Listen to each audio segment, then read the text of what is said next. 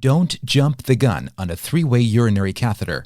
Unless there is frank hematuria with clots and a high chance of urinary retention, inserting a three-way catheter may do more harm than good. When working up patients with arrhythmia, electrolyte derangement should be at the top of your list. Shocking or pacing may not be effective unless you correct the underlying electrolyte imbalance. Do not prescribe fluids for tachycardic patients before clinically assessing them. Your tachycardic 60-year-old may be tachycardic from the hypoxic stress of pulmonary edema. In patients with non-traumatic shoulder pain, consider pneumothorax, ectopic pregnancy, and ischemic heart disease. Right-sided shoulder pain may be the only clue to hepatobiliary pathology. A patient who suddenly deteriorates in your care may be showing an anaphylactic reaction to something you prescribed. A patient who says, "I can't breathe," after a few hours of treatment may have developed iatrogenic pulmonary edema. Patients with mitral stenosis may deteriorate more quickly with tachycardia.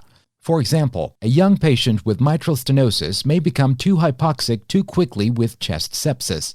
This is caused by reduction of mitral valve inflow and pulmonary hypertension.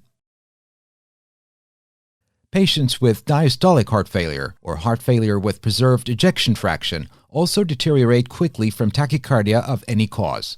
Take this patient, for example. Although the ejection fraction is technically normal, the output is barely enough to meet the patient's physiological demands. This is a patient likely to decompensate with tachycardia.